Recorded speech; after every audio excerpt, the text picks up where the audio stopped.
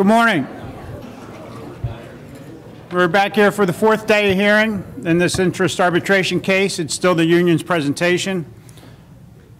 So as soon as Todd is ready, we'll be ready for the next witness.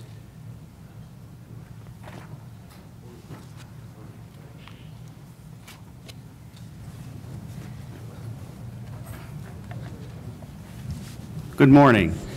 We have spent the last 3 days learning about what the H-1 members face on a day-to-day basis, and I think this Board of Arbitration has a clear understanding of the difficulties of the job and the dangerous and difficult conditions that H-1 members face on a day-to-day basis.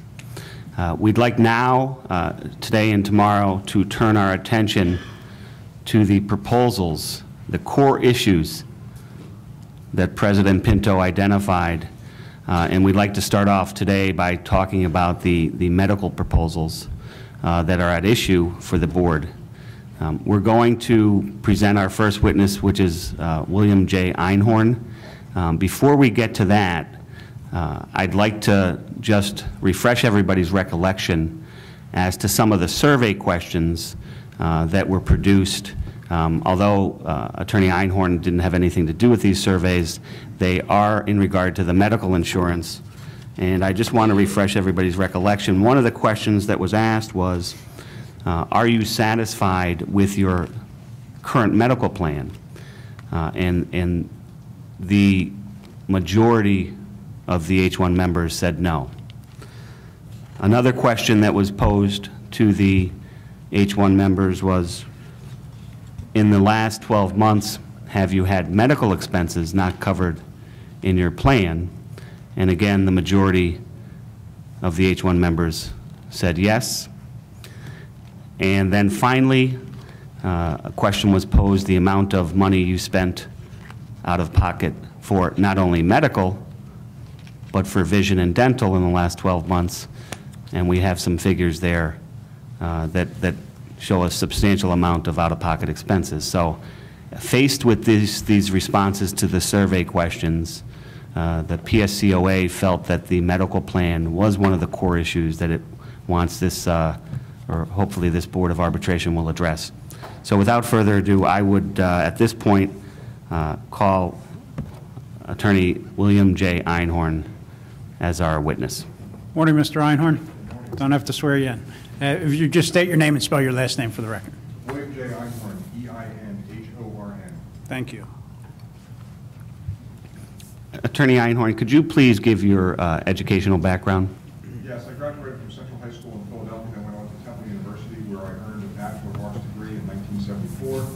I continued on to the Temple University School of Law, earned a Juris Doctor degree in 1978, and from that point forward, began my practice of law with a law firm in Philadelphia, concentrating on labor law and ERISA litigation and benefit plan design for ERISA plans.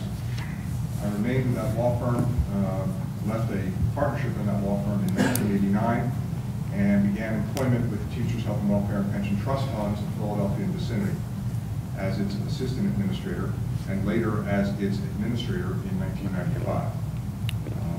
Subsequent to that, in 2006, those two trust funds spun off their administrative operations into an administrative corporation known as Administrative Service Professionals, Inc., and I was the designated president, servicing not only those two funds through that third-party administration firm, but also several other Taft-Hartley trust funds. And that is the position I remain at today. Okay. The Taft-Hartley funds that you've been involved in, could you just briefly describe how those trust funds are made up? Are they made up of a board of trustees appointed by the employer, by the union? How does that work? There are two main trust funds that I administer, the Teachers Health, and I am the designated plan administrator, and that has certain significance under the Employee Retirement Income Security Act. I have fiduciary responsibility to those trusts, to that board, and to the 27,000 or so participants in those funds. The Health and Welfare Fund is run by a 6-member board of trustees equally appointed by management and labor, 3 and 3, as is the pension fund.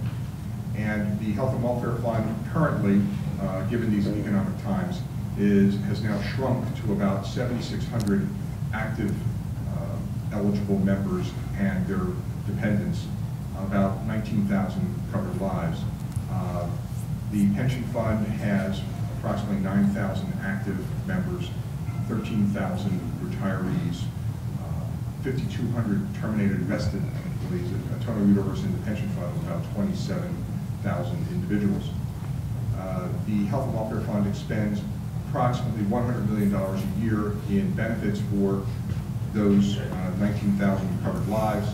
The pension fund provides monthly annuity benefits to those that universe of retirees of which I spoke, to the tune of about $157, $158 million a year in benefits.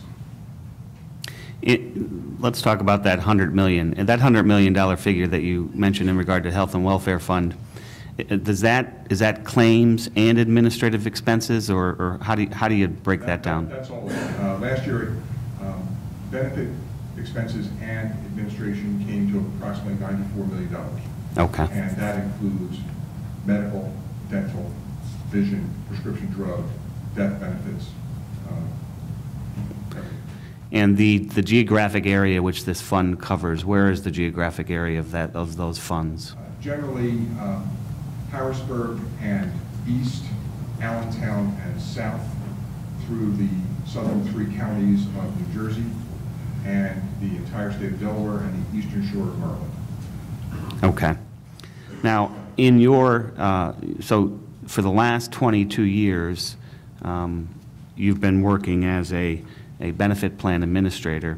Have you had the opportunity to lecture on that area? Yes, extensively through the International Foundation of Employee Benefit Plans. I've been a frequent lecturer for that organization since 1992, and from about the mid-90s to the present day, I've served in various capacities with the International Foundation. I am now on my 3rd term as a member of the Board of Directors. I've chaired the Administrators Committee. I've chaired the Healthcare Management Coalitions Committee. I've served on the Educational Program Committee, the Financial Review Committee, and the Accounts Committee as well. Okay. And in your work as a benefit plan administrator, have you had the opportunity to publish any articles or any books or anything of that nature? Yes, I am a contributing author to the Trustees Guidebook published by the International Foundation. I wrote 3 chapters in that book. And every year, approximately 3 or 4 times a year, I lecture at various International Foundation seminars.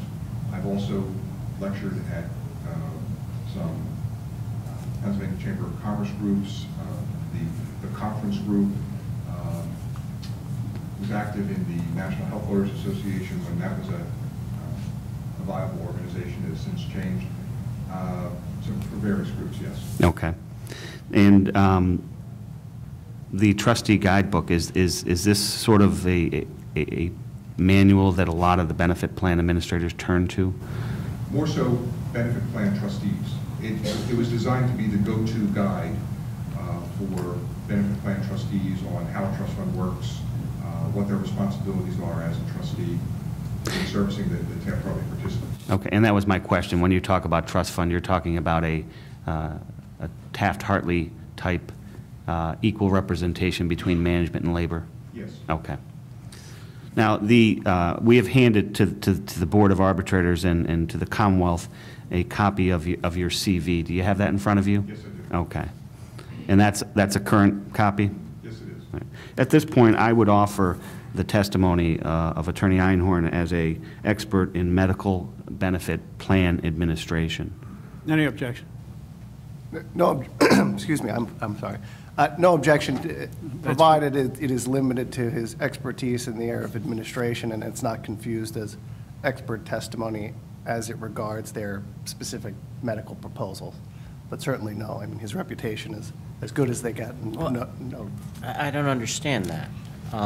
Either he's an expert in administration, and the proposals all have to do with administration and with the PEBTF, or the operation of the PEBTF, which is also a Taft-Hartley fund. To qualify you a little bit more, Attorney Einhorn, are you familiar with the PEBTF? Yes, I serve as a trustee on the 18-member board of trustees of the PEBTF. Okay, so you also have factual knowledge as to this? Oh, yes. Okay, and how long have you been familiar with the PEBTF? Well, as a trustee since last September, but familiar with the PEBTF since approximately 2003. Okay. I don't understand the limitation. If there's a challenge, there's a challenge. If there's not, there's not. Now, here's what we're going to do. The panel recognized Mr. Einhorn as an expert as to benefit administration.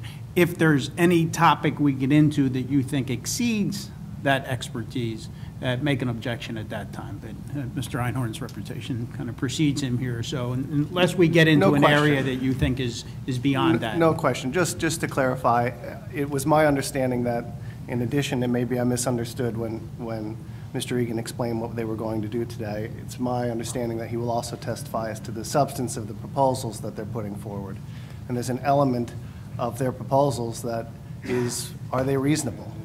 And as a fund administrator, he certainly is an expert on the administration of Taft-Hartley funds, and I do not question his expertise on the PEBTF. But as per the specific bargaining proposals themselves, he was not involved in the creation of the proposal. I do not believe that he's any way related to the PSCOA and the administration of their contract. And there's been no foundation that he participated in the generation of the bargaining proposals. Let's deal with that if and when we get there. Perfect. You can proceed, Todd. Thank you. Attorney Einhorn, you've been, obviously, through your testimony so far, it's clear that you've been involved in employee benefit plan design. Is that correct? Yes. And you've been involved in your role as a plan administrator also involves claims analysis. Is that correct? Yes. And specifically in regard to your experience with the Teamsters Fund, have you taken an active role as a plan administrator in the plan design and the claims analysis of that plan starting back in 2005? Were there any major changes that you came up with? Yes, and by way of some background, we're going to have to go a little bit before 2005. The Teamsters Health and Welfare Fund, like many funds in the early 2000s, was suffering from horrendous year-over-year trends and cost increases, to the point where in 2004, working with the fund actuary and doing some projection work with the actuary, we determined that at that point, although the fund had approximately $23 million in reserves, it was facing $38 million in deficits in the next 18 to 20 months. So one could say that that fund was on the verge of bankruptcy and something had to be done. The trustees tasked me with the task of coming up with alternatives. And it would be a very simple matter to cut benefits, impose co-payments, put in employee cost shares that were somewhat onerous. But through my work and my analysis of the claims, one can only conclude that those are very short-term fixes and are nothing more than Band-Aids. That what was needed was to somehow control costs. And the way you can control costs is through utilization. And the way you can control utilization is through preventing claims from occurring. And the way you prevent claims from occurring is through effective disease management. In other words, isolating those people who, through lifestyle behaviors or other risk factors, are predicted to incur claim costs. And it's the old adage of an ounce of prevention is worth far more than a pound of cure, especially to a fund that's facing bankruptcy. With that, we embarked on a disease management program to identify those people who, although had not incurred claims, were at risk, given their disease state, to enter an acute or chronic state, at which point they would cost the fund